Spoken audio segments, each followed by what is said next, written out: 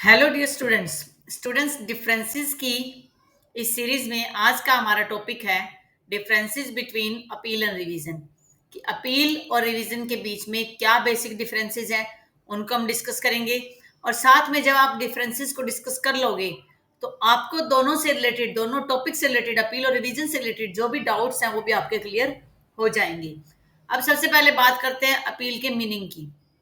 Appeal is a legal remedy that allows a party to challenge the correctness of a judicial order passed against them। कि एक judicial order pass हुआ है किसी व्यक्ति के against, और डिक्री हो सकती है, वो जजमेंट हो सकता है, कोई और अदर ऑर्डर भी हो सकता है। तो उसकी करेक्टनेस की बात है कि क्या वो जजमेंट करेक्ट है या नहीं है, उसका इशू आ रहा है। तो फिर आप क्या करोगे, अपर कोर्ट में जाओगे और उसकी करेक्टनेस को चैलेंज करोगे।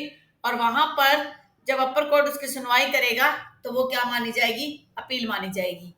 It is filed in a higher court and can be sought on various grounds such as error of law, error of fact, or even to re-examine the evidence and facts that were considered by the lower courts।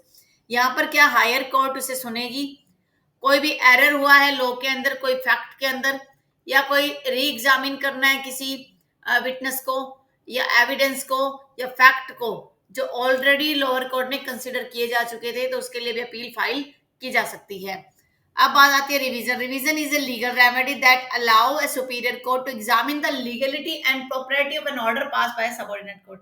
अब यहाँ पर उस order को वो examine करेगी court.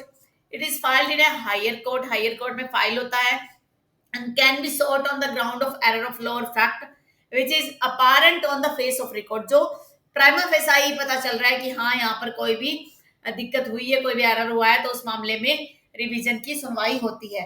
जब दोनों में ही एक ऑर्डर लोअर कोर्ट के ऑर्डर को कंसिडर करते हैं तो फिर फर्क क्या है? बेसिक फर्क ये है कि जहां पर अपील लाई होती है वहां रिवीजन नहीं होती, और जहां रिवीजन लाई होगी, जहां अपील लाई नहीं होती वहां पर रिवीजन आप अप्लाई करते हो। लीगल प्रोविजन सेक्शन 96(105) और ऑर्डर 41 सीपीसी का वो अपील की बात करता है। सेक्शन 115 ऑफ सीपीसी बात करता है रिवीजन की। राइट की बात करें तो अपील एक सब्सटेंटिव राइट है जो आपको स्टैट्यूट ने दिया है, लॉ ने दिया है।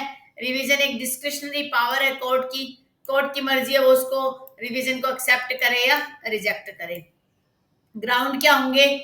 अपील जो होता है वो सब्सटेंशियल क्वेश्चन ऑफ लॉ पर ही बेसिकली डिसाइड किया जाता है। हालांकि मैंने अपील के मीनिंग में आपको बताया कि एरर ऑफ लॉ भी हो सकता है, बट वो एक्सेप्शनल सर्कमस्टेंसेस में हो सकता है। Otherwise substantial question of law को डिसाइड किया जाता है। रिवीजन में जो जुरिस्डिक्शन का एरर है या इलीगलिटी है ऑर्डर की, उसको चैलेंज किया जाता है। नेचर ऑफ प्रोसीडिंग क्या है? Challenge to judicial order correctness, जो भी लोअर कोर्ट का जो ऑर्डर है वो करेक्ट नहीं है उसको चैलेंज किया जाता है। यहाँ पर लीगलिटी और प्रोप्राइटी चेक की बात होती है, जुरिस्डिक्शन के बेस पर डिसाइड होता है। कौन अप्लाई कर सकता है appeal? Party to the suit. और revision party to the suit भी अप्लाई कर सकता है और सोमोटो भी कोर्ट एक्शन ले सकती है क्योंकि ये डिस्क्रिशनरी पावर है। Where to apply? An appeal is made to the superior court which can be a district court और हाई कोर्ट। जो डिस्ट्रिक्ट और हाई कोर्ट दोनों हो सकती है, जबकि रिवीजन पेटिशन जो है वो हाई कोर्ट में ही फाइल की जाती है। Authority, the authority for review lies within the confines of the court that issued the original judgment। अब यहाँ पर ये रिव्यू का पॉइंट आ गया है कि कौन सी अथॉरिटी है। यहाँ पर ये गलत आ गया है ये पॉइंट, इस पॉइंट को हमने थोड़ा सा चेंज करना है। यहाँ पर आएगा कि the authority for appeal lies with in the superior court. यहाँ पर वर्ड यूज होगा सुपीरियर कोर्ट, ठीक है। यहाँ पर वर्ड आएगा आपका superior court, superior court. Superior court की यहाँ पर बात हो रही है। यहाँ पर रिव्यू वाला जो पॉइंट है वो यहाँ पर कंसिडर नहीं होगा, ठीक है।